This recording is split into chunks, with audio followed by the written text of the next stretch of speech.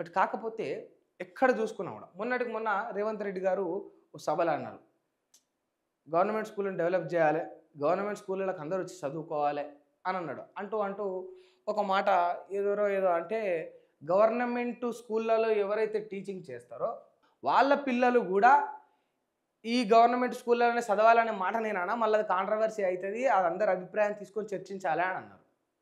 అంటే ఓట్ల విషయానికో లేకపోతే వ్యతిరేకత వస్తుందో అని భయపడి. ఈ రాష్ట్రానికి ముఖ్యమంత్రి నువ్వు బాజాప్తి శక్తి ఏమవుతుంది? ఓహో, ఫస్ట్ మీరు మీ పిల్లలని వేయరు కదా రాజకీయ నాయకులు, మీరు మీ మనవాడినే మీరు వేయరు కదా, అది పాయింట్, అది లెక్క. ఇప్పుడు గుర్తుపెట్టుకోండి, ఎప్పుడైనా కూడా ఒక ప్రాంతం ఉంది, ఏదైనా ఒక ఒక ఎక్స్ ఏదైనా ఒకటి అనుకుందాం, ఆడ బాగుంటుంది లొకేషను, మనం ఒక టూరుకు పోవాలి, ఒక ఊరుకు పోవాలి, అక్కడ సందర్శించాలి, పర్యటన జరపాలంటే ఫర్ ఎగ్జాంపుల్కు ఢిల్లీకి పోతే బాగుంటుందని నేను చెప్పిందే అనుకో అని, నేను మాత్రం పోయినప్పుడల్లా కింద కేరళకు పోతున్నా, నా పక్కన మాత్రం ఢిల్లీలో బాగుంటుందిరా, ఢిల్లీలో బాగుంటుందిరా, ఢిల్లీకి పో అంటున్నా. వాడు ఒక్కసారి అన్నాడు కదా, అరే ఇన్నిసార్లు ఢిల్లీకి పోదాం, ఢిల్లీ బాగుంటుంది పో అని నాకు చెప్తున్నావు, మరి నువ్వెందుకురా ఎప్పుడు చూసినా కేరళకు పోతావు, ఢిల్లీకి ఎందుకు పోవని వాడు అడిగిండు అనుకో, నా సమాధానం నేనేం చెప్పాలి? నేను ఢిల్లీకి పో శాతగానప్పుడు వీడికి ఎందుకు చెప్పాలి ఢిల్లీకి పోమని? ఆ శాతగాని మాటలు బంద్ చేయాలి. గుర్తుపెట్టుకోండి, ఒక పని చేసేంత శక్తి సామర్థ్యం లేకపోతే అందులో ఇమిడిపోయే గుణగణాలు మనలో ఉన్నప్పుడే మన ఎదుటి వ్యక్తికి చెప్పాలి.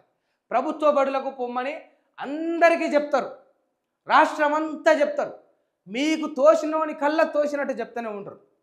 ఇటువంటి బ్యానర్లు పట్టించి అదే బడి పిల్లలతోటి పట్టిపించి వాళ్ళతోటి ర్యాలీలు తిప్పిస్తారు, ఊరు తిప్పిస్తారు, వాడవాడ తిప్పిస్తారు, గల్లీ తిప్పిస్తారు, ప్రచారం చేస్తారు.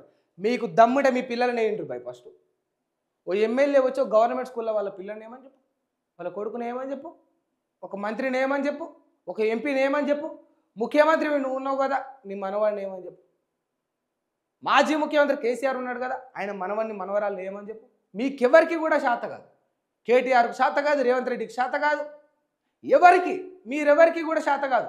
మీ పిల్లలను మీరెవరు కూడా గవర్నమెంట్ బళ్ళలో చదివే శాత కాదు.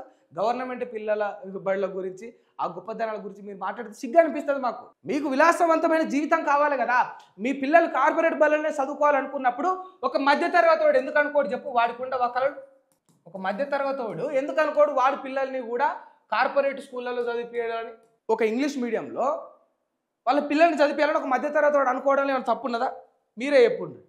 వీళ్ళు అంటారు గవర్నమెంట్లో ఉన్నప్పుడు రేవంత్ రెడ్డి గారు కావచ్చు, పొలిటీషియన్స్ గతంలో కేసీఆర్ అందరూ ఒకటే మాట చెప్పారు. ఏమంటారు సింపుల్గా, గవర్నమెంట్ స్కూళ్ళల్లో వెసులుబాట్లు బాగున్నాయి, ఈ ప్రైవేట్ స్కూళ్ళతో ధీటుగా గవర్నమెంట్ స్కూల్ పనిచేస్తున్నాయి, మీ పిల్లల్ని మీరు చదివి అంటారు. మరి మీ పిల్లలు కూడా మీరే చదివిండ్రే. అట్లనే ప్రైవేట్ స్కూళ్ళకు ధీటుగా గవర్నమెంట్ స్కూల్ ఉన్నాయి కదా, మీ పిల్లలను మీరు చదివేయడానికి ముందుకు రానప్పుడు ఒక మామూలు సామాన్యపు మధ్యతరగతి వ్యక్తి ఎందుకు వస్తాడు? ఎట్లా బిలీవ్ చేస్తాడు?